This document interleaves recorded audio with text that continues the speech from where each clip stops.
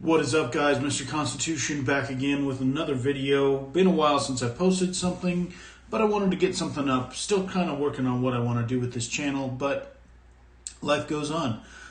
So here we go. Today we're going to be continuing my series on reading the Constitution, continuing with Article 1, Section 10, the last section in Article 1, dealing with the legislature. So here we go. Let's take a look.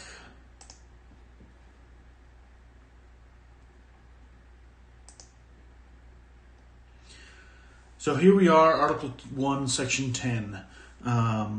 Clause 1, no state shall enter into any treaty, alliance, or confederation, grant letters of marque and reprisal, coin money, emit bills of credit, make anything but gold and silver coin a tender in payment of debts, pass any bill of attainder, ex post facto law, or law impairing the obligation of contracts, or grant any title of nobility.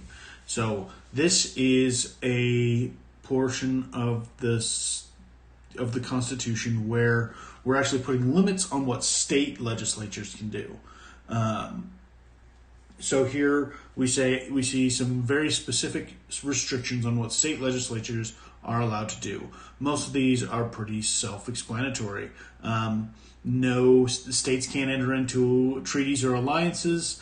They can't issue letters of marque, so they can't give authority. They can't give power to ships to raid, and they can't make privateers. Basically, they basically can't encumber the federal government with their own things, like bills of credit. They can't make anything but gold or silver coin a tender in payment of debts.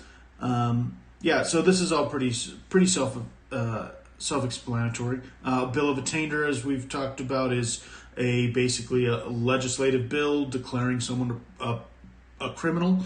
That's not how our system works. If someone has committed a crime, we have to go through due process. Through the legislative branches, or the judicial branches of our government. Congress can't just declare someone is a criminal. So that's pretty self-explanatory.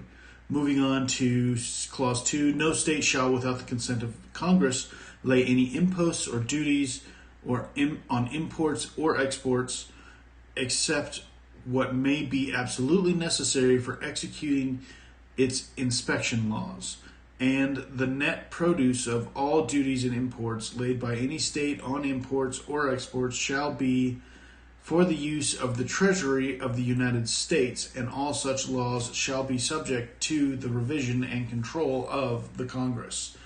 So, states are given the power, basically they can't tax or lay duties or tariffs on imports to their state from foreign nations, except what they need to do inspections and whatnot. And all the proceeds, everything they get extra, has to go to the U.S., has to go to the federal government.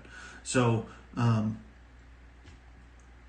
so this is basically what we're doing here is making sure that all the states, that everything, that states aren't screwing each other by, that one taxes, South Carolina taxes at this state, taxes imports at this rate, New York taxes them at this one, so we're going to mess with New York by changing and draw business to South Carolina unfairly by calling in, by lowering our taxes, by playing with our duties and imports. The federal government says no, that's not a thing you can do. Lastly, no state shall, without the consent of Congress, lay any duty of tonnage or keep troops or ships of war in time of peace, enter into any agreement or compact with another state or of a foreign power, or engage in war unless actually invaded or in such imminent danger as will not admit delay. This last clause of the 10th of Section 10 here basically prohibits the states from using war powers. So the individual states can't build ships, have their own navies. They can't tax ships. They cannot enter into alliances with other states for the purpose of war and or with foreign powers unless.